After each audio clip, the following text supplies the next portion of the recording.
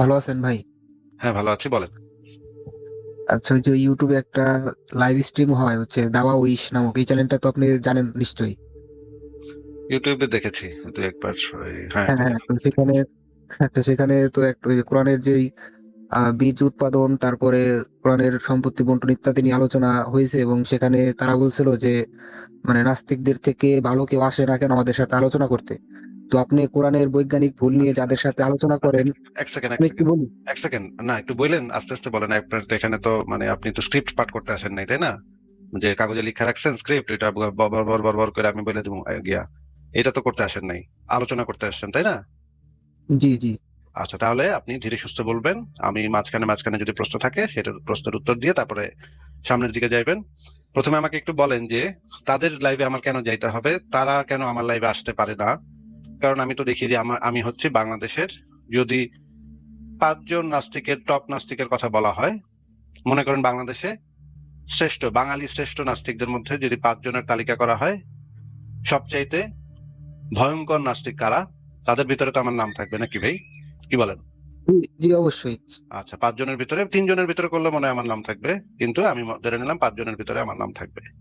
তাহলে আমার লাইভ কত মানুষ দেখে সেটা তো আপনি নিশ্চয়ই জানেন, অনেক মানুষই দেখে। হ্যাঁ, যারা মুমিন তারা তো দেখি, তারা এবং হুজুররাও দেখে, মাদ্রাসাতেও দেখে। আর তাদের লাইভ তো আমি দেখলাম যে বেশি মানুষ হয় না, তা মুমিনরাও দেখে না। বাংলাদেশে 90-95% মুসলমান, তারপরেও তাদের লাইভে খুব একটা ভিউয়ার নাই। হ্যাঁ, খুব অল্প সংখ্যক মানুষ হয়তো। ফেসবুকে একবার গিয়ে ঢুকে দেখলাম যে তাদের লাইভে 6 জন মানুষ, 6 জন মানুষ, মানে ভিউয়ার হইতেছে 6 জন, ওইখানে উপস্থিত হইতেছে 8 জন। 8 জন কথা কইতেছে, 8 জন কথা কইতেছে, আর ভিউ হইতেছে 6 জন। এটা দেখে তো আমি একটু টাসকি যে মানুষ হইতেছে 8 জন, ভিউয়ার হইতেছে 6 জন, এটা কোনো কথা? আচ্ছা, যাই হোক, সেটাও একটা কোনো ব্যাপার না, যে মানে সংখ্যা কম হইতেই পারে, অনেক সময় এরকম হয় যে ভিউয়ার কম কিন্তু অনেক ভালো কথা বলতেছে, এরকম হইতে পারে। সেটাও ঠিক আছে। কিন্তু ভাই, তারা কি বাংলাদেশের সেরা, যদি আস্তিক বা মুসলমান হিসেবে যদি আমি 1,000 বা 1 লাখ মানুষের লিস্ট করি, সেই 1 লাখ মানুষের লিস্টের ভিতরে কি এরা থাকবে? না, যারা লাইভ তো সবাই করে না আর কি, মানে ভালোর না, বিরুদ্ধে লাইভ তাদের। করে, লাইভ করে কি করে না সেটা জিজ্ঞেস করতেছি না। মানে আমি যদি টপ লিস্ট করি, 10,000 ধার্মিক মুসলমান, বাঙালি ধার্মিক মুসলমান, এদের লিস্ট করলে মনে করেন প্রথম দিকে থাকবে কাদের নাম? আহমদুল্লাহ, তারপরে শায়েখ আবু বকর জাকারিয়া, তারপরে মনে করেন এই যে মিজানুর রহমান আজহারি, এই রকমের অনেক বড় বড় আলেম ওলামা থাকবে, তাই না ভাই? জি জি। মুসলমানদের লিস্ট করলে। আর মুসলমানদের লিস্টে তো তারা তো 10,000-এর ভিতরে থাকে না। তাহলে আমি হইলাম নাস্তিকদের ভিতরে তিনের ভিতরে আছি, 1 থেকে 3-এর ভিতরে আছি। আর হেরা হইলো মুসলমানদের ভিতরে 10,000-এর ভিতরেও নাই। তাহলে এটা কি সমকক্ষতা হইলো? মানে একটা আলোচনা করতে হলে সমকক্ষতা দরকার না? সেটা তো অবশ্য আছে, সেটা তো মনে অবশ্য করেন, আছে, মনে কিন্তু করেন আপনার সাথে মানে আমি বিতর্ক বসায় দিলাম আমার মানে 1 বছর বয়সী বাচ্চা বাচ্চা ছেলেটারে, মানে বিতর্কে বসায় দিলাম। আপনি আর হে বিতর্ক করেন। আর এটা করলে তো এটা আপনার জন্য অপমানজনক হবে, তাই না ভাই? না, অবশ্যই অবশ্যই। আচ্ছা, আপনার জন্য যদি অপমানজনক হয় তাহলে আপনি সেখানে কেন যাইবেন? ভাই, 1 বছরের বাচ্চার সাথে আপনি বিতর্ক করতে কেন যাইবেন? 1 বছরের বাচ্চা কি বুঝে? এর সাথে আমি কেন বিতর্ক করবো? সেটা তো আপনার লেভেলে না, আপনার সমকক্ষতা নাই এখানে। সমকক্ষতা তো থাকতে হয়, তাই না? বিতর্কে দুই পক্ষকেই সম্মান দিয়ে সমকক্ষ বিতার্কিক আনতে হয়। এই যদি দেখা যায় এক পক্ষ হইতেছে বাংলাদেশের টপ নাস্তিক, আরেক পক্ষ হইতেছে 10,000-এর ভিতরে, এদের কোনো হদিস নাই। হ্যাঁ, এরা হইতেছে মানে 10,000-20,000, বাংলাদেশের 10,000-20,000 ধার্মিক মুসলমানের লিস্ট করলে এদের নাম থাকবো না সেখানে। তাইলে ভাই, এইটা তো কোনো মানে বিতর্কই হবে না বা কোনো আলোচনাই হতে পারে না এরকম। এটা তো প্রথমেই অসম্মানজনক হয়ে যাচ্ছে। ব্যালেন্সই তো নাই, দুই পক্ষের তো কোনো ব্যালেন্সই হইলো না। 3 নম্বর বিষয় হইতেছে আমার তো লাইভ সবার জন্য খোলা থাকে, তারা যদি ভদ্রভাবে আলোচনা করতে চায় আমার লাইভে আসতে সমস্যাটা কোথায়? তাদের লাইভের থেকে আমার লাইভে আরো বেশি মানুষ দেখবে এবং মুমিনরা তো হুমড়ি খায় পড়বে। তাহলে সেটা যদি হয়, তাহলে তো তারা আমার লাইভে এসে সেগুলো নিয়ে আলোচনা করে যেতে পারে, নাস্তিকদের জবাব দিয়ে যেতে পারে, তাহলে তো আরো ভালো হয়। আর 2 নম্বর আর সবচেয়ে শেষ ব্যাপার হইতেছে, আপনি যদি তাদের আলোচনা শুনে থাকেন, তাদের যুক্তিগুলো পেয়ে গিয়ে থাকেন, তাহলে তো ভাই আপনার কাছেই যুক্তি আছে। তাহলে আপনি আমাদেরকে সেই যুক্তিগুলো দিয়ে দেন যে কোরআনের ভিতরে কি আছে না না আছে আমরা দেখলাম, এবং আমার তো লেখাও আছে। সেগুলো হচ্ছে গিয়ে মানে আমাদের সংশয়.com-এ খুব পরিষ্কার ভাবে ছাপানো আছে, এবং সেগুলো নিয়ে আমরা ডেইলি আলোচনা করি। এক একজন এসে আমাদেরকে নানাভাবে, এক একজন মুমিন এসে আমাদেরকে নানাভাবে করে, বিতর্ক করার চেষ্টা করে। আপনারা তো নিশ্চয়ই দেখেন যে আমাদের এখানে কত কত মুমিন এসে কত ভাবে আমাদের গালিগালাজ করে, মাইরা ফেলার হুমকি দেয়। তারপর আমাদের ফেসবুক, ইউটিউবে রিপোর্ট করে, কত কিছু করে, কিন্তু আমাদের তো কিছু করতে পারে না। তো যাই হোক, সেগুলো বাদ দিলাম সবকিছু। 95% মুসলমানের দেশে তো টিকা থাকা মুশকিল, তাই না?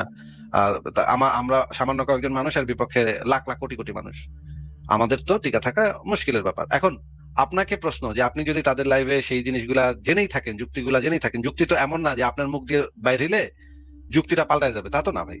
আপনি যদি যুক্তিটা জেনে থাকেন তাহলে আপনি এখানে যুক্তিটা দিয়ে দেন, যে যুক্তিটা নিয়ে তারা আলোচনা করছে সেই যুক্তিটা এখানে দিয়ে দেন, আমরা সেই যুক্তিটা অ্যানালাইসিস করে দেখি কোনটা নিয়ে কথা বলবেন আপনি বলেন। সেই যে যুক্তিটা আপনি শিখে আসছেন ওই লাইভ থেকে, যে যুক্তিটা তারা দেখাই দিচ্ছে, তাহলে তো যুক্তিটা তো ইউনিভার্সাল ভাই। যুক্তি তো এমন না যে ওই লাইভে গিয়া ঢুকলে তখন ওই যুক্তিটা বোঝন যাইবো, এনে বসে বোঝন যাইবো না, এমন তো না ভাই। তাহলে যুক্তিটা দিয়ে দেন, আমরা যুক্তিটা শুনি, আপনি বলেন যুক্তিটা কি কি নিয়ে কথা বলবেন আগে একটু বলেন। আচ্ছা ভাই, আমি আমার প্রশ্নটা একটু শেষ করি। আমি সেটাই বলতেছিলাম না যে না, আপনি আমাদেরকে কয়েকটা উদাহরণ দেন যে এই এই যুক্তি দেশে আমাকে দাওয়া হাগা চ্যানেলে এই যুক্তি দেশে, সেই যুক্তিটা একটা যুক্তি দেন আমারে, সেই যুক্তিটা আমি একটু অ্যানালাইসিস করে দেখি। মনে করেন আমার একটা লেখা আছে আদম হইতেছে 90 ফুট লম্বা ছিল এবং আস্তে আস্তে ছোট হয়েছে, এই বিষয়ে কি যুক্তি দিচ্ছে তারা, কম দেখি। আচ্ছা ভাই, আমি একটু বলতে দেন আমাকে অল্প একটু। ওইটা পরে বললেন, ওইটাও শুনবো, আগে এটা একটু কয়ে নেন যে যে আদম যে 90 ফুট লম্বা ছিল এবং হাইটা চলা বাড়াইতো পৃথিবীতে, তারপর যে আস্তে আস্তে ছোট হয়ে গেছে, মানুষ যে আস্তে আস্তে ছোট হয়ে গেছে, এইটার সপক্ষে কি যুক্তি দিচ্ছে তারা, সেটা একটু বোঝায় দেন আমারে। এটার সপক্ষে কোনো যুক্তি দিচ্ছে তারা? আমি জানি না আর কি দিছে নাকি, দেখিও নেই। আচ্ছা, কোনটা কোনটা দেশে সেটা একটু বলেন, কোনটা আপনি শুনছেন, তাদের লাইভ যেহেতু আপনি শুনেন, সে আমি কোনটা দেশে এটা বলেন। আমি আমি যেটা বলতে চাচ্ছি যে আপনি একটু আগে বললেন যে সমকক্ষ হওয়া প্রয়োজন, সমকক্ষ। তা ভাই আমি ভাই বলতেছিলাম এটা আমাকে আমাকে আপাতত এই জিনিসটা একটু বলেন যে তারা কোন আলোচনার যুক্তিটা দিচ্ছে, এটা বলেন, ওইটা নিয়েও কথা বলবো, আমরা বলছি তো পরে বলবো।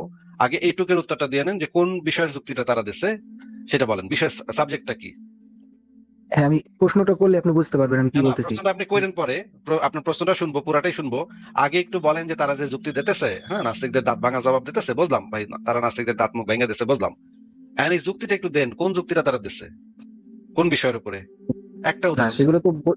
সেগুলো তো বৈজ্ঞানিক আলোচনা। সেইটাই বৈজ্ঞানিক আলোচনাটাই আমরা শুনি, যে যুক্তিটা কি দিচ্ছে। বৈজ্ঞানিক আলোচনা নিশ্চয়ই একটা পেপার দেখাইছে তারা স্ক্রিনে, যে এই পেপারের ভিতরে লেখা আছে আদম 90 ফুট লম্বা ও, ছিল, আস্তে আস্তে ছোট হয়ে গেছে, এটা বৈজ্ঞানিক ভাবে প্রমাণিত বিষয়। এটা নিয়ে আবার নাস্তিকরা কেন পেঁচাল পারে, এটা তো বুঝলাম না। তাহলে আপনি সেটা একটু বলেন যে কি যুক্তিটা দিচ্ছে, কি প্রমাণটা দেখাইছে তারা। হ্যাঁ, আমি সেটাই বলতেছি যে আপনি যাদের সাথে কোরআনের বৈজ্ঞানিক আবারও আলোচনা আবারও করেন। আবারও আবারও আবারও আবারও আমি যাদের সাথে কোরআনের বৈজ্ঞানিক আলোচনা করি, এইটা তো এই প্রশ্নের উত্তর না ভাই। আমি জিজ্ঞেস করেছি যে তারা যে যুক্তিটা দিচ্ছে বা যে প্রমাণটা দিচ্ছে, কোন সাবজেক্টটা আগে বলেন, কোন সাবজেক্টের যুক্তি দিচ্ছে, কোনটা আপনি শুনছেন। আমাকে প্রশ্নটা করতে দিলে সেটা আপনি প্রশ্নটা বুঝবেন, আমি তো করতে দিচ্ছি না। এই প্রশ্নটা পরে করতে দিব বলেছি, কয়েকবার বললাম। এরপরে যদি আবারও আপনি বলেন তাহলে আপনাকে বের করে দিতে হবে। আপনি আমাকে আপাতত বলেন, আবারও বলতেছি যে আপনি যে প্রশ্ন করতে চান সেটা পরে অবশ্যই করতে পারবেন। আপাতত আমি যেটা জানতে চাচ্ছি, কোন সাবজেক্ট, একটা সাবজেক্ট বলেন, এই সাবজেক্টের খুবই চমৎকার উত্তর আমাকে দেওয়া হাগা চ্যানেল থেকে দিয়ে দিছে, নাস্তিকদের দাঁত ভাঙা জবাব দিয়ে দিছে। এইটা আপনি বলেন কোন সাবজেক্ট। না, তারা যেটা দিছিল সেটা হচ্ছে আপনার ওই যে কোরআনের যে বীজ উৎপাদনের যে ইয়াটা আছে না, মানুষের কোথা থেকে হয় সেটা বৈজ্ঞানিক ভাবে দিচ্ছে। এই তো চমৎকার চমৎকার, বীর্য কোথা থেকে উৎপন্ন হয় এটার বৈজ্ঞানিক চমৎকার ভাবে দিচ্ছে। ঠিক আছে, তাহলে এটা নিয়ে আমরা একটু আলোচনা করি। আপনি যে যুক্তিটা যেহেতু শুনছেন, তাদের যুক্তিটা যেহেতু আপনার কাছে সঠিক বলে মনে হয়েছে, তাহলে আমরা একটু সেই বিষয়টা নিয়ে আগে একটু আলোচনা করি, তারপরে আমি তো বুঝবো যে তারা কতটুকু কি যুক্তি দেয়। আপনি যদি এখন চুনাহাগাম লেভেলের কথাবার্তা বলা শুরু করেন, তাহলে তো আমি আর ওই লাইভ দেখবো না কোনোদিন, যে ওই লাইভে চুনাহাগারা থাকে, চুনাহাগাগিরি করে। এইটা নিয়ে তো আমার কোনো তেলের কোনো মানে আলোচনাই থাকবে না, আমি এটা নিয়ে আলোচনাও করবো না। আপনার মানে যুক্তিটার উপরে নির্ভর করে আমি সিদ্ধান্ত নিব যে তাদের লাইভ টাইভ আমি শুনবো কি শুনবো না। আপনি যদি বলেন যে এরকম চুনাহাগা যুক্তি দেন, তাহলে তো আর শুনবো না। আর যদি দেখি যে আপনি খুব ভালো যুক্তি দিচ্ছেন, তাহলে আমি বুঝবো যে হ্যাঁ, তাহলে তো ভালো যুক্তি দিতেছে দাওয়া হাগা চ্যানেল থেকে। তাহলে তো আমার একবার তাদের লাইভ টাইভ শুনে দেখতে হয় যে এখানে কি হইতেছে না হইতেছে। আমি অবশ্যই শুনে দেখবো। যদি আপনি আমাকে একটা খুবই ভালো একটা যুক্তি যদি আমাকে দেখান বা ভালো একটা যুক্তি যদি বুঝাই দেন, তাহলে আমি অবশ্যই তাদের লাইভ শুনে দেখবো। এটা আমি আপনাকে প্রমিস করতেছি যে যদি আপনি আমাদেরকে আজকে একটা ভালো যুক্তি দিতে পারেন। তাহলে আমি প্রথমে আমার ওই লেখাটা বের করি একটু, যে লেখাটার ভিতরে এই জিনিসটা আমি আলোচনা করেছি, বীর্য নির্গত হয় কোথা থেকে। লেখাটার টাইটেল হচ্ছে বীর্য নির্গত হয় কোথা থেকে। কোরআনে যে জিনিসটা বলা আছে, আপনি আমাদেরকে যুক্তি দিয়ে বুঝাই দিবেন যে কোরআনের দাবিটা যে সত্য, সেটা আপনি আমাদেরকে যুক্তি দিয়ে বুঝাই দিবেন, কোনো সমস্যা নেই ভাই। তাহলে একটু বলেন যে আপনার যুক্তিটা আগে একটু বলেন, শুনি। ভাই, আমার যুক্তি না তো, আপনি আমাকে প্রশ্নটা তো করতে দিবেন নাকি? না না, ওই যে ওই দাওয়া হাগা থেকে যে যুক্তিটা শুনে আসছেন, সেই যুক্তিটা দিয়ে আমাদেরকে দেখায় দেন যে কোরআনের যে বক্তব্য সেটা এবং বিজ্ঞানের বক্তব্য সেম, এবং আম, এবং মানে দাওয়া হাগা নাস্তিকদের দাঁত ভাঙা জবাব দিয়ে দিছে। তাহলে আমি ইন্টারেস্টেড হব, তাদের বিষয়ে ইন্টারেস্টেড হব। যদিও আমি মনে করি তাদের বিষয়ে আমি ইন্টারেস্টেড হওয়ার কোনো কারণ নাই, কারণ তারা তো 10,000 20,000-এর ভিতরে পড়ে না। আমি তো 1 থেকে 3-এর ভিতরে থাকি। নাস্তিকদের ভিতরে আমি তো 1 থেকে 3-এর ভিতরে থাকি। এদেরকে আমি পাত্তা দিব কেন? আপনি আমাদেরকে একটু সেই যুক্তিটা দিয়ে দেন তাইলে, তাই দেওয়া আগে থেকে যে যুক্তিটা শুনে আসছেন সেটা দিয়ে দেন ভাই। আমি বলতেছি কি ভাই, মনে করেন আপনি একটা যুক্তি দিছেন আর সেও একটা যুক্তি দিছে, না, এখন এই যুক্তি যুক্তিটা কি আপনার? যুক্তি সেই যুক্তিটা তো আপনি শুনে আসছেন, সেই যুক্তিটা তো ইউনিভার্সাল। যুক্তিটা তো এমন না যে আপনাকে আবারও বলতেছি, যুক্তিটা তো এমন না যে আপনার মুখ দিয়ে যুক্তি বেরিলে এটা যুক্তি হইব না, আমার মুখ দিয়ে যুক্তি বেরিলেই যুক্তি হইব, এটা এমন তো না। যুক্তি যেই দেখ না কেন মুখ দিয়া কইলেই হইব। যুক্তিটা যদি ভ্যালিড হয় এবং সাউন্ড হয় তাহলে আপনি মুখ দিয়া কইলেই হইব। ঠিক আছে, আপনিও কইতে পারেন ওই যুক্তি, আপনিও কইতে পারেন। ঠিক আছে, যুক্তি এমন না যে শুধু ওই স্টেজে গেলে যুক্তিটা কাম করব, এমন না তো ভাই। আপনি এখানে বসে সেই যুক্তিটা দেন যে যুক্তিটা আপনি ওই প্ল্যাটফর্ম থেকে পাইছেন, বলেন। আরে ভাই, যুক্তি তো আমি দেবো না, সেটা তো বিষয়। আমি তো সেটাই আপনার তা বলার আপনি জন্য যে- বলতেছি। আপনি আপনি দেবেন না সেটা তো আমি, আপনি দেবেন সেটা তো আমি বলি নাই ভাই। আমি বলেছি যে আপনি তো সেই যুক্তিটা শুনছেন, যে যুক্তিটা একদম ভ্যালিড এবং সাউন্ড, একটা কঠিন একটা যুক্তি, যেটা দিয়ে দাঁত নাস্তিকদের দাঁত ভেঙে গেছে, সেই যুক্তিটা দিয়ে ভাই, দেন। আমি তো সেটা বলিনি যে তারটা সঠিক, আমি সেটা বলিনি তো। সে তারটা সেই সে যেই যুক্তিটাই দিছে, সঠিক হোক বেঠিক হোক, যেই যুক্তিটাই দিছে সেই যুক্তিটা দেন আমাকে, আমাদেরকে এখানে বলেন। আপনার তো ফ্লোর আছে, এখন সুযোগ আছে সেই যুক্তিটা, ওই দাওয়া হাগার যুক্তিটা এখানে উপস্থাপনের তো সুযোগ আপনাকে আমি করে দিচ্ছি, দেন এখানে। না না, সে যেটা বলছে যে বৈজ্ঞানিক ভাবে যে যেই হৃৎপিণ্ড বোঝাইছে ওখানে থেকে নাকি কিভাবে কি ওখানে আসলে মানে ওইটাই বোঝাইছে, ভুল কিছু বলেন আর কি। কি কি নাম মেনশন করছে আমার সঠিক মনে নাই সেই নামগুলো। ও আচ্ছা। এবং আপনি যেহেতু শুনছেন আপনি খুব বিশ্বাস করছেন যে ওয়াও ফ্যান্টাস্টিক, কি কি বলছে বুঝি নাই কিছু, কিন্তু যেহেতু দাওয়া হাগা থেকে কইছে সেহেতু তো ঠিকই কইছে নাকি ভাই? খুব ভালো। তাহলে আমরা একটু না, এই লেখাটা সংশয়.com এর এই লেখাটা আমরা একটু জেমিনাই এবং চ্যাট জিপিটি দুইটা দিয়ে আমরা রিভিউ করি, রিভিউ করে দেখি যে জেমিনাই কি বলে এই সম্পর্কে। জেমিনাই আমার লেখাটাকে সঠিক বলে নাকি ভুল বলে, বৈজ্ঞানিক ভাবে সঠিক বলে নাকি ভুল বলে, সেটা আমরা একটু দেখি। না, আমি ভুল ইয়াটা দিয়ে দিছি। আমরা একটু জেমিনাইয়ের কাছে যাই, জেমিনাইয়ের কাছে গিয়ে জিজ্ঞেস করি যে ওরা কি বলে আমার এই প্রবন্ধটা সম্পর্কে, সেটা আমি একটু চেক করে দেখি। ঠিক আছে, এই প্রথমে লিঙ্কটা দিলাম, তারপর আমি যে কমান্ডটা দিই সবসময় সেই কমান্ডটা দিব, যে কোনো ধরনের ধর্মীয় বায়াস থেকে উঠে উঠে তোমাকে উত্তর দিতে হবে, সেই কমান্ডটা দিয়ে দিচ্ছি। দাঁড়ান একটু, আমার ওই কমান্ডটা কই গেল, কোথায় সেভ করে রাখছিলাম।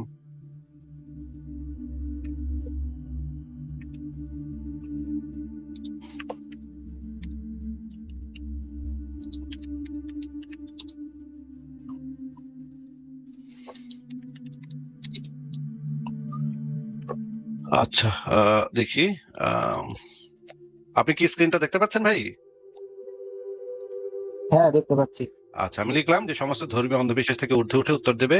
তোমার প্রদত্ত উত্তরে কোনো ধর্মীয় বায়াস যেন না থাকে, অনেক মানুষ বিশ্বাস করে তাই তাকে সত্য হিসেবে যেন ধরে না নেওয়া হয়, বা ওই বিশ্বাসের প্রতি কোমলতা না দেখানো হয়। সব পলিটিক্যাল কারেক্টনেস পরিহার করবে, শুধুমাত্র যুক্তি ও প্রমাণের ভিত্তিতে উত্তর দিবে।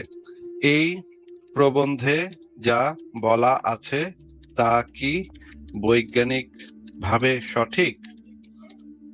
কোরআনে দানা মানে কি আসলেই বীর্যের, আচ্ছা বলিছে, এর উৎপত্তি সম্পর্কে ভুল বলা আছে? দেখা যাচ্ছে ভাই কি লিখছি? হ্যাঁ যাচ্ছে। আচ্ছা, এবার আমি এই যে লিঙ্কটা দিলাম, প্রবন্ধটার লিঙ্কটা দিলাম। প্রবন্ধটার লিঙ্কটা দিয়ে আমরা দেখি যে সে মানে জেমিনাই কি বলে। আপনি চাইলে আমরা চ্যাট জিপিটির সাহায্য নিব, অসুবিধা নেই। আমরা একটা ইন্ডিপেন্ডেন্ট ইয়া থেকে পরীক্ষা করি, হ্যাঁ, সেটা তো আমার পক্ষেও না আপনার পক্ষেও না। আহ, নির্দিষ্ট প্রবন্ধটি সরাসরি ব্লগ বা অ্যাক্সেসযোগ্য না থাকার কারণে কি বলে, উম, আচ্ছা আবারও দিতে হবে মনে হচ্ছে। এটা কেন আসলো? এটা তো আসার কথা না, আমার ওয়েবসাইট তো ওরা পড়তে পারে, আমি তো সব দিয়ে রাখছি। আবারও দিচ্ছি।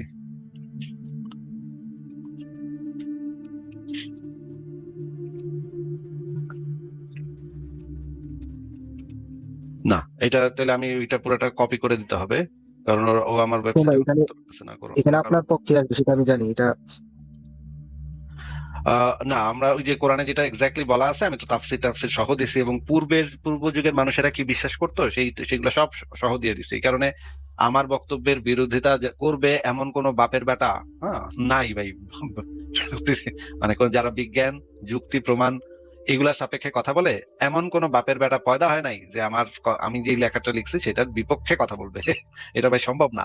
এই জন্যই তো আমি এত কনফিডেন্ট যে আমি আহ মানে একটা চ্যাট জিপিটি একটা মানে নিরপেক্ষ জিনিস দিয়ে ভেরিফাই করে দেখানোর ব্যাপারে আমি এত কনফিডেন্ট, আমার এত কনফিডেন্সের যে ইয়াটা সেটা তো আপনার বুঝতে হবে। আচ্ছা আমি একটু দেখি যে আমার মানে ওয়েবসাইট ও কেন করতে পারতেছে না, মুমিনরা কি আবারও রিপোর্ট করলো নাকি। আচ্ছা আবার আমি আরেকটা চ্যাট ওপেন করি, দেখি এখানে লিখি। আচ্ছা এটা দিয়ে চালাই, দেখি কি বলে।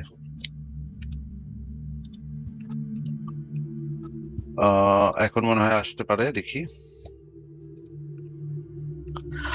আচ্ছা এখানে বলা হচ্ছে শরীরবৃত্তীয় বাস্তবসম্মত সত্য। আধুনিক চিকিৎসা বিজ্ঞান নিশ্চিতভাবে প্রমাণ করেছে যে মানবদেহের বীর্য উৎপাদনের প্রক্রিয়াটি অন্ডকোষ, সেমিনাল ভেসিকল এবং প্রোস্টেট গ্রন্থির সাথে সম্পর্কিত। শুক্র উৎপাদন হয় অন্ডকোষের এখান থেকে। হ্যাঁ, বীর্যের গঠন এটা হয় শুক্রাণু এখানে পরিপক্ক হয় এবং বীর্যস্থলনের সময় সেমিনাল ভেসিকল এবং প্রোস্টেট গ্রন্থির ক্ষরণ ও তরলের সাথে মিশে বীর্য গঠন করে। ঐতিহাসিক এবং প্রেক্ষাপট এবং জ্ঞানের সীমাবদ্ধতা। হিপোক্রেটাস এবং গ্যালেন তারা মনে করতেন যে এই যে এখান থেকে মেরুদণ্ড এবং বীর্যের মধ্যবর্তী জায়গা থেকে এই জিনিসটা তৈরি হয়। এই জিনিসটাই কোরআনে চলে আসছে, যেটা হচ্ছে হিপোক্রেটাস এবং গ্যালেন যেটা মনে করতো সেটা প্রাচীনকালের একটা বিশ্বাস ছিল, যে বিশ্বাসটা আধুনিক সময় ভুল প্রমাণিত হয়েছে। তারা মনে করতো যে মেরুদণ্ড এবং পঞ্জরাস্থির মধ্য থেকে এটা উৎপন্ন হয়। তাহলে তো আমরা এটা বেরও করতে পারতেছি যে এটা কোথা থেকে আসছে, এটা রুটটা কি, এই ভুল জিনিসটার রুটটা কি। এই যে দেখেন এই ভ্রান্ত তত্ত্বটি পরবর্তীকালে বিভিন্ন অনুবাদ এবং বাণিজ্যিক পথের মাধ্যমে তৎকালীন আরবে পরিচিত ছিল। সুতরাং আয়াতের এই বর্ণনাটি তৎকালীন যুগের প্রচলিত কিন্তু ভুল চিকিৎসা বিজ্ঞানের একটি ধারণাগত প্রতিফলন, ধর্মতাত্ত্বিক ব্যাখ্যার অসঙ্গতি। যারা এই আয়াতের সপক্ষে আধুনিক বৈজ্ঞানিক ব্যাখ্যা খোঁজার চেষ্টা করেন, যাকে প্রায়শই সায়েন্টিফিক মিরাকল দাবি করা হয়, তারা সাধারণত অ্যাডহক পরিস্থিতি ও প্রয়োজনে তৈরি ব্যাখ্যা করেন, যেমন মেরুদণ্ড বা পাঁজরের নিম্নবর্তী ধমনী বা স্নায়ুর ভূমিকা নিয়ে জটিল ব্যাখ্যার অবতারণা করা। তবে এগুলো শরীরবৃত্তীয়ভাবে অপ্রতিষ্ঠিত এবং বৈজ্ঞানিক মূলধারার সাথে সঙ্গতিপূর্ণ নয়। যুক্তির ক্ষেত্রে কোনো কিছুকে সত্য প্রমাণ করতে গিয়ে তথ্য বিকৃতি বা তথ্যের অতিরঞ্জিত ব্যবহারের আশ্রয় নেওয়া হয়। উপসংহার: বৈজ্ঞানিক ও যৌক্তিক দৃষ্টিকোণ থেকে কোরআনের এই আয়াতে বীর্যের যে উৎপত্তি স্থলের বর্ণনা দেওয়া হয়েছে তা আধুনিক শরীরবিদ্যার আলোকে ভুল। এটি মূলত প্রাচীন গ্রিক ও সমসাময়িক যুগের একটি ভুল চিকিৎসা বিজ্ঞানের প্রতিফলন, যা কোনো অলৌকিক সত্য নয় বরং ঐতিহাসিক জ্ঞানের সীমাবদ্ধতার একটি উদাহরণ। এইটা এই লেখাতে বর্ণনা করা হয়েছে এবং এটা মানে বৈজ্ঞানিকভাবে এবং ঐতিহাসিকভাবে একটা সঠিক প্রবন্ধ। আমি তো দেখতে পাচ্ছি না যে আমার ইসের ভিতরে কোনো সমস্যা আছে বা কোনো ভুল আছে। তাহলে আপনি আমার এই লেখাটার ভিতরে কোথায় ভুল করছি আমি সেটা একটু আমাদেরকে দেখায় দেন ভাই। আমি আপনাকে লেখাটা দেখাচ্ছি।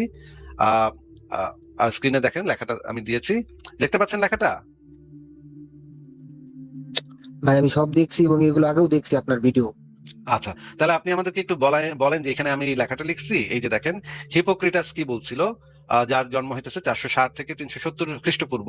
সে বলছিল যে শরীরের প্রতিটি কোষ বা অংশ থেকে সংগৃহীত একটি নির্যাস হইতেছে বীর্য। তিনি মনে করতেন বীর্য কোনো নির্দিষ্ট অঙ্গের নয়, প্রতিটি শরীরের বিভিন্ন জায়গা থেকে আসে। তারপর দেখেন এখানে লেখা আছে সারা শরীর থেকে সংগৃহীত হয়ে মস্তিষ্ক মেরুদণ্ডের মধ্য দিয়ে প্রবাহিত হয়ে জননাঙ্গে পৌঁছায়। যে দেখেন মেরুদণ্ডের মধ্য দিয়ে প্রবাহিত হয়ে জননাঙ্গে পৌঁছায়। বিশেষ করে তিনি বিশ্বাস করতেন মেরুদণ্ডের মজ্জা এবং কিডনির মধ্যবর্তী অঞ্চলটি এই বীর্য পরিবহনের প্রধান পথ।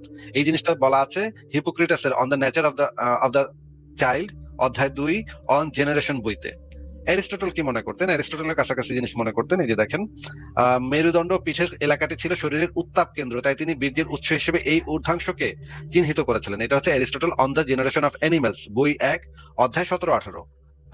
গ্যালেন হচ্ছে প্রাচীনকালের সবচেয়ে বড় চিকিৎসা বিজ্ঞানী। গ্যালেন ছিলেন প্রাচীন বিশ্বের সবচেয়ে প্রভাবশালী চিকিৎসা বিজ্ঞানী। তিনি দাবি করেন বীর্য কেবল রক্ত নয় ইত্যাদি ইত্যাদি। দেখেন মেরুদণ্ড ও পঞ্জরাস্থির মধ্যবর্তী ধমনী ও শিরা থেকে উৎপন্ন হয়, তিনি এটা বলছিলেন। তার কথাটাও ভুল ছিল। সপ্তম শতাব্দীর কোরআনে যে জিনিসটা বলা আছে, এই যে দেখেন কোরআনের সূরা আত-তারিকের 7 নম্বর আয়াতে বলা আছে যা নির্গত হয় মেরুদণ্ড এবং বক্ষ পঞ্জরাস্থির মধ্য থেকে। এটি মূলত গ্যালিনীয় বিজ্ঞানের সেই সময়কার সুপ্রতিষ্ঠিত ভুল ধারণাটির একটি আক্ষরিক অনুমান। আধুনিক অ্যানাটমি প্রমাণ করেছে যে বীর্য অন্ডকোষে তৈরি হয় এবং এর সাথে মেরুদণ্ড বা পাঁজরের কোনো গাঠনিক সম্পর্ক নেই। এই জিনিসটা আসছে কোরআনের ভিতর। কোরআনে এই যে দেখেন সূরা আত-তারিকের 5, 6, 7 দেখেন এখানে বলা হচ্ছে তাকে সৃষ্টি করা হয়েছে দ্রুত বেগে নির্গত পানি থেকে, এবং পরের আয়াতে 7 নম্বরটাতে বলা হয়েছে যে এটি নির্গত হয় পৃষ্ঠদেশ ও পঞ্জরাস্থির মধ্য থেকে, যা বের হয় মেরুদণ্ড এবং বুকের হাড়ের মধ্য থেকে। এই আয়াতের তাফসীরটা যদি আমরা পড়ি, তাফসীরে জালালাইন তাফসীরে মাঝারিতে যেটা বলা আছে খণ্ড 12 পৃষ্ঠা নম্বর 428, এখানে বলা হচ্ছে দেখেন ভাই একটু পড়েন তো কি লেখা আছে তাফসীরে মাঝারিতে। তনে ভাই একটু আনমিউট করে পড়েন কি লেখা আছে। হ্যাঁ ভাই। পড়েন একটু। ভাই আমি এগুলো আমি আমার কথাটা শোনেন, একটু শোনেন। আমি সবই ঠিক আছে মানছি। দয়া করে এই লেখাটা একটু পড়েন, আমরা জিনিসটা ভালোভাবে বুঝি। তারপর আপনার যুক্তিটা তো শুনতেছি, আমরা শুনবো, আমরা আরো শুনবো। আপনি যে দাওয়া হাগা থেকে যে যুক্তিটা নিয়ে আসছেন সেটা আমরা অ্যানালাইসিস করব। একটু পড়েন ভাই এই অংশটা, বর্ণনাটা তাফসিরে কি বলছে সেই অংশটা একটু পড়েন। এটা নির্গত হয় মেরুদণ্ড ও পঞ্জরান্তির মধ্য থেকে। এখানে সুলভ অর্থ পৃষ্ঠ মেরুদণ্ড। সূরা তার অভিধানে লিখেছেন সুলভ অর্থ সুদৃঢ়। পিঠ বা মেরুদণ্ডকে সুলভ বলা হয় এই দৃঢ়তার কারণেই।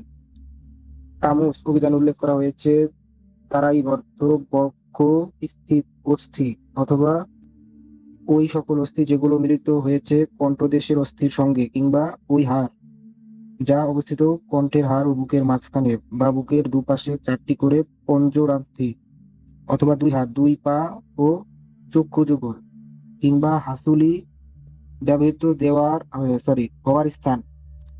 তারপর হচ্ছে পাইজাবি তার তাফসিরে লিখেছেন চতুর্থ পর্যায়ে পরিপাকের পর সর্বনোচ্চ স্তরের অণু থেকে প্রস্তুত হয় নুতফা বা শুক্ররেণু, নির্গত হয় অঙ্গ প্রত্যঙ্গগুলি থেকে খিচে খিচে। সে কারণেই এর দ্বারা পরিগঠিত হয় অনুরূপ অঙ্গ প্রত্যঙ্গ। অন্ডকোষ দুটোর শুষ্ক তন্ত্রীসমূহ শুক্র শুক্ররেণুর অবস্থান স্থল। শুক্র সৃষ্টিতে সবচেয়ে বেশি সহায়তা করে মস্তিষ্ক, তাই অত্যাধিক সহবাস ডেকে আনে মস্তিষ্ক দৌর্বল্য। আর দ্বিতীয় দফায় মগজ শুক্র সৃষ্টিতে সময় নেয়, তখন তার অবস্থান স্থল হয় মেরুদণ্ড। তাই এখানে বলা হয়েছে এটা নির্গত হয় মেরুদণ্ড পঞ্জরন্তি থেকে। আচ্ছা, হ্যাঁ, তাহলে আমরা বুঝলাম যে পরিষ্কার ভাবে বুঝলাম যে তাফসিরেও আলেমগণ এটাই বুঝাচ্ছে যে এইটা ওই জায়গায় উৎপন্ন হয়। তাহলে আমরা এখন এই ছবিটা একটু দেখি। এখানে দেখেন কোরআনের দাবি বাম দিকে আছে, সূরা 86 নম্বর সূরা 5 থেকে 7, এবং তাফসির ম্যান ক্রিয়েটেড ফ্রম এই ফ্লুইড থেকে। ফ্লুইড আসে হচ্ছে কি এই যে ব্যাকবোন এবং রিপস থেকে, রিপসের মধ্যবর্তী জায়গা থেকে। তাফসিরে যেটা বলা আছে স্পার্ম এখান থেকে আসে। আহ, এবং দেখেন এই জায়গায় ছবি দিয়ে দেখানো হচ্ছে, সুন্দরভাবে ছবি দিয়ে দেখানো হচ্ছে যে ইসলাম অনুসারে, কোরআনের অনুসারে মানে বীর্যটা কোথা থেকে আসে। আর আধুনিক ডান পাশে আছে আধুনিক বৈজ্ঞানিক জ্ঞান, যেটা আমি ছবি দিয়ে সুন্দরভাবে তৈরি করে দিছি। একদম খুব পরিষ্কার ভাবে দেখা যাচ্ছে এখানে যে বীর্যটা আসে, বের হয় কোথা থেকে, এটা একদম খুব সুন্দরভাবে দেখানো হচ্ছে। কিন্তু আপনারা তো ভাই মুমিন, এটা তো আপনারা তো মানবেন না।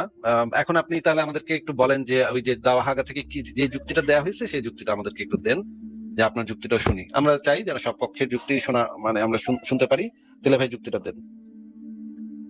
হ্যাঁ, সেটাই বললাম যে সে যেগুলো নাম বলেছে সেগুলো তো আমার আসলে আমার মনে নাই, মেনশন করতে পারতেছি না। কিন্তু আমি যেটা বলতেছি যে এই যে আপনি যে আচ্ছা, কি আলোচনাগুলো নাম? করলেন। নাম বলেছেন এগুলো মনে নাই, ঠিক আছে বুঝলাম, কিন্তু যে ওইটা যে বক্ষ পাঁজর এবং মেরুদণ্ডের মধ্যবর্তী জায়গা থেকে আসে, এটার তো নিশ্চয়ই কোনো একটা অথেন্টিক রেফারেন্স দেখিয়েছে, বৈজ্ঞানিক রেফারেন্স। কোন বইটা দেখিয়েছে বা কোন রেফারেন্সটা দেখিয়েছে? বইয়ের নাম কোনো দেয় নাই আর কি, না শুধু নামগুলো বলছে। বইয়ের নাম দেয় নাই, শুধু কয়েকটা ইংরেজি নাম বলছে, সেগুলো শুনে আপনার কাছে মনে হয়েছে ওয়াও, এটা তো ইংরেজি নাম যেহেতু কইছে সেহেতু তো সঠিকই হইব, এটা তো ভুল হইতেই পারে না, ইংরেজিতে কইলো যেহেতু। তো আপনি কি ওই নামগুলা পরে চেক করে দেখছেন, যে মানে ভেরিফাই করে দেখছেন যে এগুলা আসলে সঠিক কিনা? না, না, দেখিনি। ও দেখেন নাই, কিন্তু আপনি এটা তো নিশ্চিত যে তারা যেহেতু কইছে সেহেতু হাসাই কইছে, যেহেতু আমাকে ইসলামের পক্ষে কইছে সেহেতু তো ভুল হইতে পারে না নাকি? না, না, আমি সেটা বলতেছি না। কিন্তু তাইলে আপনি বুঝলেন কেমনে যে তাদের যুক্তিটা ভ্যালিড আমার যুক্তিটা ভুল? এটা কিভাবে বুঝলেন? আমি সেটাই বলতেছি যে সঠিক ভুলটাই আমি বলবো, আমার প্রশ্নটা তো সেটা ছিল। আরে ভাই, সঠিক বলবো মানে এটা তো আপনি কিভাবে সিদ্ধান্ত নিচ্ছেন? আপনি আমার ওই লাইভে যাইতে কইতেছেন, তার মানে তো ওই লাইভের তো কিছু একটা অথেন্টিসিটি আছে। এই জন্যই তো আপনি ওই লাইভে যাইতে কইলেন আমার, নাহলে ওই লাইভে যদি সুনাহাগাগিরি করে আমি ওই লাইভে কেন যাইতে যাব? মানে হুদাই সুনাহাগাদের মানে লাইভে আমি গিয়ে কি করব ভাই? আপনি যেহেতু আমাকে যাইতে না, বলেন, নিশ্চয়ই এটার সপক্ষে আপনার কাছে কোনো যুক্তি আছে যে এটা একটা ভালো আলোচনা তারা করছে, তাই না?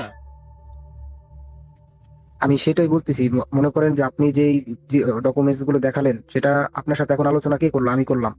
তাহলে আপনি এতদিন যাদের সাথে বৈজ্ঞানিক ভুল নিয়ে আলোচনা করছেন তারা তো আমাদের মতন সাধারণ ব্যক্তি, কোনো ভাই বৈজ্ঞানিক ছাত্র তারা কি অসাধারণ ব্যক্তি নাকি? না, না, তারা অসাধারণের কথা বলতেছি না, মানে যাদের সাথে আলোচনা করেন তারা তো ভাই আমাদের মতন সাধারণ।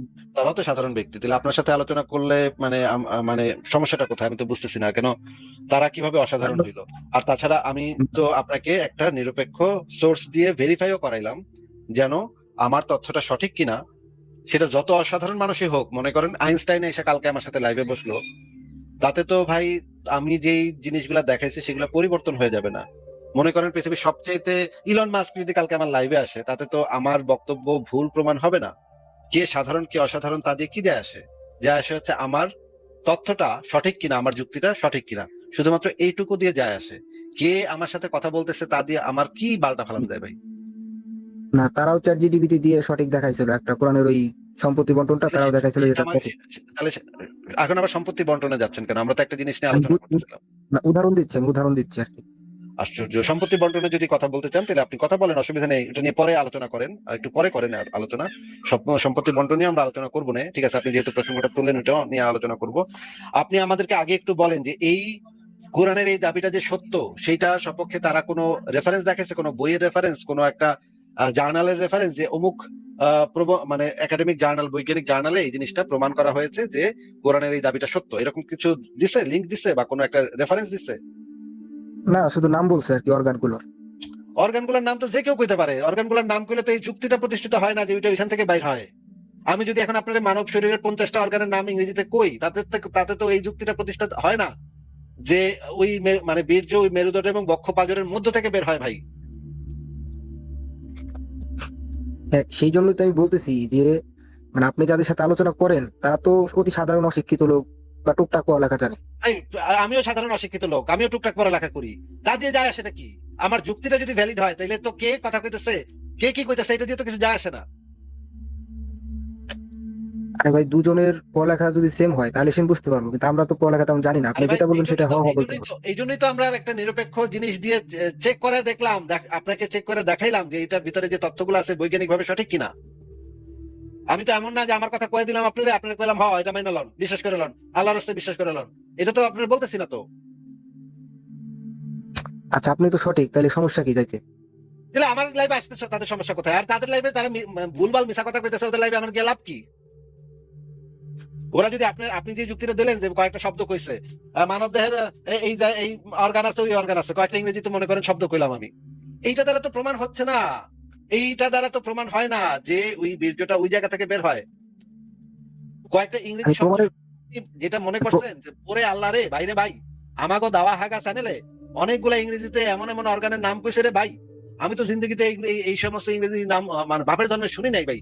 ওরে খাইছে রে কত জ্ঞানী ব্যক্তিরা ভাই, এরা তো অনেক মানে সাংঘাতিক কথা কয়ে দিছে, অনেক যুক্তি দিয়ে দিছে। আপনি চলে আসছেন আমার লাইভে এই যুক্তিটা দিতে, কিন্তু ভাই যুক্তিটা তো আমি এখনো পাইলাম না। আপনি জাস্ট কইলেন যে তারা কয়েকটা অর্গানের নাম কইছে। অর্গানের নাম বলাটা তো কোনো যুক্তি হইতেছে না, তো আমি তো সেখান থেকে বুঝতে পারতেছি না যে এটা দ্বারা এইটা প্রতিষ্ঠিত হয় যে বীর্যের উৎপন্ন হয় মেরুদণ্ড এবং বক্ষপাজরের মধ্য থেকে। অর্গানের নাম কইলে কি যায় আসে ভাই? আমার কথা তো যাওয়ার সাথে না, আমার কথা হচ্ছে যে আপনি যাদের সাথে আলোচনা করেন তারা হচ্ছে তাদের আমার সাথে মতনই আলোচনা সাধারণ। আলোচনা করতে যাইতে হবে কেন? আপনি তো সেই যুক্তিটা দিতে পারতেছেন না, আপনি তো একটা যুক্তিও দিতে পারতেছেন না। আপনাকে তো আমি সেইটাই বললাম যে কোনটা আপনি বাইসাল হন, কোন বিষয়ে যুক্তি দিচ্ছে, তারপর আপনি বাইসাল হইলেন এইটা নিয়ে আলোচনা করতে ঢুকলাম। এখন দেখতেছি যুক্তির কোনো আগাও নাই, মাথাও নাই। এই রকমের যুক্তি যারা দেবে তাদের সাথে আমি আলোচনা করতে যাবো, আমার কি মানে পাগলা কুত্তা আমার কামড়াইছে নাকি? আমি সেই জন্য তো বলতেছি যে আমরা তো অত ভালো বুঝি না। আরে সেই ভাই, জন্য এই আপনি রকমের যদি কথা যদি কোনো এরকমের বলদ বলদ মার্কা কথা যদি কোনো চুনাহাগা কয়, মানব দেহে কিডনি আছে, মানব দেহে হৃৎপিণ্ড আছে, মানব দেহে হাড্ডি আছে, এরকম যদি 50টা অর্গানের কিছু একটা জিনিসপত্রের নাম কয়, এবং তারপর যদি কয় যে হ ভাই বীর্য বাইরে মেরুদণ্ড এবং বক্ষপাজরের ভিতর থাকে, এইটা যদি যুক্তি হয় তাহলে এই মানে ছাগলের বাচ্চার সাথে আমি কেন কথা বলতে যাবো ভাই? আমার কি পাগলা কুত্তায় আমার কামড়েছে? আর আপনি তো জানেন না সে কি বলছে, আপনি আগেই কি বলতেছেন, তাহলে আপনি দেখেন আপনাকে তো সেই জন্য জিজ্ঞেস করতেছি যে তাদের যুক্তিটা কি, যুক্তিটা দেন, এখানে যুক্তিটা উপস্থাপন করেন। আরে ভাই, আমি ওরকম শিক্ষিত হলে তো আমি আলোচনা করতে পারতাম আপনার সাথে। শিক্ষিতের কি আছে এখানে? যুক্তিটা তো দিতে হলে শিক্ষিত লাগে না তো? আপনি এই লাইভটা শুনছেন, তাদের যুক্তিটা কি আপনি কান দিয়ে শুনছিলেন? আর শুনলেও তো আমি যাচাই করবো কি যে আমি তো তেমন শিক্ষিত সেই না। যুক্তিটা দেন, সেই যুক্তিটা দেন, যে যুক্তিটা ওই তাদের লাইভে নাম কান দিয়ে শুনছিলেন আপনি, সেই যুক্তিটা এখানে দিয়ে দেন ভাই। কয়ে দেন ওই এইটা হইতেছে যুক্তি, কয়ে দেন ভাই। আচ্ছা, আশ্চর্য বিষয়, আপনি আলোচনা করলেই তো হয়। আমি তো আলোচনা করলেই হয় মানে? তাদের যুক্তি আমি আলোচনা করবো কেন? তারা কি যুক্তি দিচ্ছে সেটা তো আপনাকে জিজ্ঞেস করতেছি। না না, আপনি যেমন মহাকাশ নিয়ে, তারপর আরে সমুদ্রবিদ্যা, বাল, তারপর ওই জিনিস নিয়ে তো এখন আলোচনা হচ্ছে না। এই যে বীর্য যে মেরুদণ্ড এবং বক্ষপাজরকে কি যুক্তি, কি রেফারেন্স, কি দলিল দিছে তারা, সেটা বলেন। কোন পেপার থেকে রেফারেন্স দিছে? আমি তো বললাম যে কোনো বইয়ের নাম বলে নাই, উল্লেখ করে নাই। বইয়ের নাম বলেনি, তারা জাস্ট মুখে কইছে যে এটা কোরআনে যেটা আছে সেটা সঠিকই আছে, এটা জাস্ট মুখে কইছে নাকি? হ্যাঁ, এইগুলো বলতেছি যে আমরা তো যারা আপনার সাথে লাইভ করি তারা তো। বুঝলাম বুঝলাম বুঝলাম বুঝলাম তারা মুখে কইছে যে কোরআনে যেটা বলা আছে সেটা সঠিকই বলা আছে, কোনো অসুবিধা নাই, এটার ভিতরে কোনো বৈজ্ঞানিক ভুল নাই, এটা তারা মুখে কইছে। হ্যাঁ, আর হ্যাঁ, কয়েকটা হ্যাঁ, টার্ম কইছে, কয়েকটা টার্ম কইছে মানব দেহে কি কি অঙ্গ প্রত্যঙ্গ থাকে, এরকম কয়েকটা ইংরেজি শব্দ হ্যাঁ, হ্যাঁ, কইছে যেগুলোর অর্থ আপনি বুঝেন নাই, শুনছেন কিন্তু আপনি বুঝেন নাই যে ইংরেজিতে কি কইলে বুঝি না তো ভাই, এগুলা কি কয় না না কয়, মানবদের কি কি হাড্ডি গুড্ডি থাকে না না থাকে আমি কমু কেমনে, সেটা ঠিক আছে, সেটা আপনি না বুঝতেই পারেন, কোনো আপনি তো আর ডাক্তার না যে মানব দেহের কোন কোন অর্গান টর্গানের নাম টাম কইছে এগুলো আপনি নাও বুঝতে পারেন। কিন্তু এই যে এইগুলা বাদে যুক্তিটা যেটা দিছে সেই যুক্তিটা কি দিছে, না যুক্তি দিছে এগুলো সঠিক আর কি, মানে যে এভাবে হয় সব সঠিক। এটা তো ভুল ভাই না। সিদ্ধান্ত বলে, এটা সিদ্ধান্ত বলে, এটা যুক্তি বলে না। হ্যাঁ, এটা সঠিক, এটা বেঠিক, এটা বলে সিদ্ধান্ত। যুক্তিটা দাওনের পরে সেই সিদ্ধান্তটা কইতে হয় ভাই।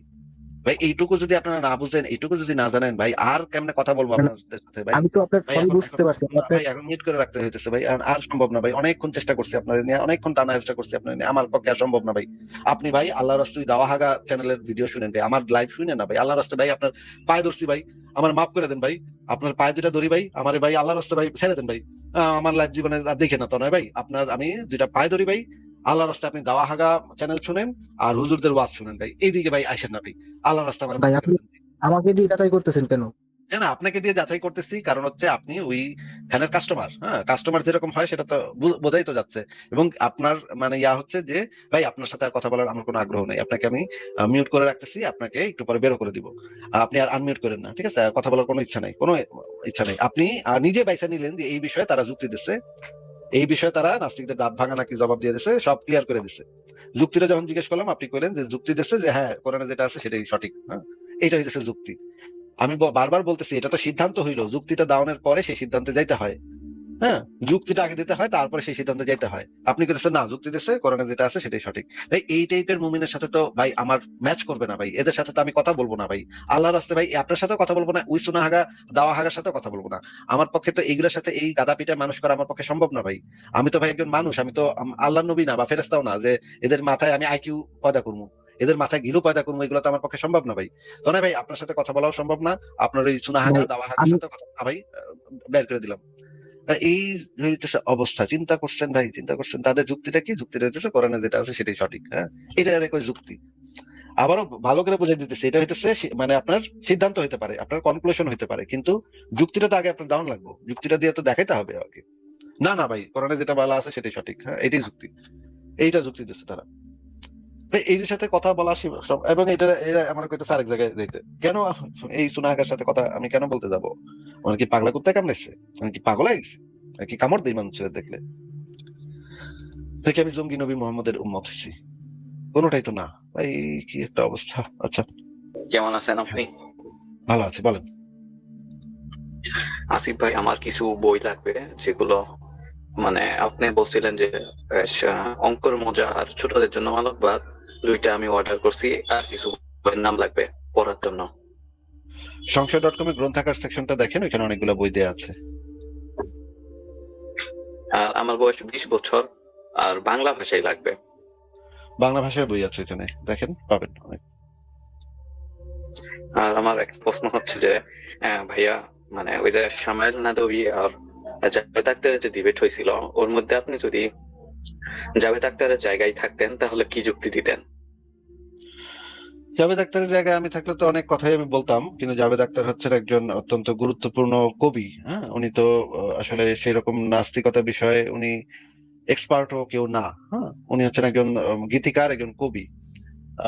উনি এই ফিলোসফিক্যাল বিষয়গুলো সম্পর্কে ওনার যে আইডিয়া সেগুলো হচ্ছে একটু পুরনো আইডিয়া, ক্লাসিক্যাল যে ইয়াগুলা, মানে ফিলোসফিক্যাল যে ক্লাসিক্যাল যুগের যে আইডিয়া গুলা উনি সেগুলা নিয়ে হয়তো পড়ালেখা করেছেন, কিন্তু এগুলার সম্পর্কে যে খুঁটিনাটি বিষয়গুলো সম্পর্কে উনি হয়তো পড়েছেন কিনা আমি জানি না, বা উনি সেই বিতর্কে অংশগ্রহণ করার মতো ব্যক্তি কিনা আমি বলতে পারি না। আমার মনে হয় না উনি বিতর্কের মতো মানুষ, উনি হচ্ছেন একজন সেলিব্রিটি এবং একজন মানে বুদ্ধিজীবী, এটা বলা যায়, কিন্তু উনি বিতর্কের মানুষ বলে আমার কাছে মনে হয় নাই। তো আমি যদি এখানে থাকতাম তাহলে কি হইতো সেটা তো আমাদের লাইভ গুলা দেখেন তখন বুঝতে পারবেন। জি। আহ ভাই, আরেকটা প্রশ্ন হচ্ছে যে মুমিনরা শুধু বলে ডাজ গড এক্সিস্ট, এটা নিয়ে কথা বলে, কিন্তু তারা ডাজ আল্লাহ এক্সিস্ট এটা নিয়ে কথা বলে না কেন? হ্যাঁ, কারণ হচ্ছে গিয়ে তারা এখন বুঝতে পারছে আল্লাহ হইলে তো আমরা কোরআন হাদিসে চলে যাব। কোরআন হাদিসে চলে গেলে তো তাদের খুব বিপদ হয়। তারা কোরআন হাদিসে যেতে চায় না। কোরআন হাদিসে গেলেই মানে এমন জিনিসপত্র আছে, যেমন আল্লাহ পাকের হাত পা আছে, তাই না? কোরআন হাদিসে খুব স্পষ্ট জি ভাবে বলা আছে আল্লাহ পাকের হাত পা আছে, আল্লাহ পাকের আকার আকৃতি আছে। এটা তো কোরআন থেকে খুব স্পষ্ট। কারণ আকার আকৃতি থাকলে সেটা তো একটা সীমাবদ্ধ সত্তা হয়ে যায়, তাই না? ফিলোসফিক্যালি এটা জি একটা খুবই বড় মানে প্রবলেম, যে কোনো একটা সত্তার যদি আকার আকৃতি থাকে তাহলে তো সেটা একটা স্থান দ্বারা সীমাবদ্ধ হয়। এবং হাদিসে আরো আছে যে রাতের শেষ আহ, অংশে আল্লাহ নাকি নিকটবর্তী আসমানে ঢুকে পড়ে চলে আসে, এসে বান্দাদের কথা শুনে। এগুলো যখন আমরা কান দিব একটা একটা করে, তখন তো তাদের বিরাট বিপদ হবে। কারণ আল্লাহ যদি মানে সবচেয়ে বড় হয়, তাহলে তো নিকটবর্তী আসমানে সব তার সে ঢুইকা আবার কান দিয়ে শুনবে, প্রার্থনা শুনবে। এইগুলো তো ভাই সব কোনোটাই কোনো সেন্স মেক করে না, সবগুলো একদম ভজঘট পাকায় যায়। এই কারণে তারা এই আল্লাহ আনতে চায় না। হ্যাঁ, আল্লাহ আনলেই তো আমরা ওইগুলো নিয়ে টানাটানি শুরু করে দিব। কিন্তু মানে গড বা ঈশ্বর হইলে তখন তাদের সুবিধা, এটা একটু ধোঁয়াশা থাকে। গডের যে মানে ডেফিনেশনটা তো একটু ধোঁয়াশা, এই জন্য তারা একটু ধোঁয়াশাটা তৈরি করতে চায়। ইসলামের আল্লাহ হইলে তো ভাই আমাদের কয়েক মিনিট লাগবে, এটা মানে এটা নিয়ে আমরা হাসাহাসি করবো একটু পরেই। কয়েক মিনিট লাগবে আমাদের এই জিনিসটা দেখাইতে যে এটা যে একেবারে খুবই ফিলোসফিক্যালি একেবারে ভোগাস জিনিসপত্র, সেটা তো আমাদের বেশি সময় লাগবে না। প্রশ্ন, আপনি কি আর কিছু বলবেন? জি আর একটা প্রশ্ন, যে এই যে কন্টিনজেন্সি যে আর্গুমেন্টটি রয়েছে, এটা দিয়ে তো যে কোনো গডকে প্রুভ করা যাবে, যে যেমন Jesus, Zeus, Thar of thunder, মানে ব্রহ্ম, হ্যান ত্যান যা আছে সবগুলাকে, তাহলে এটা তো আল্লাহর প্রমাণ কন্টিনজেন্সি হলো না। আর্গুমেন্ট দ্বারা আসলে কোনো সচেতন সত্তা প্রমাণ হয় না।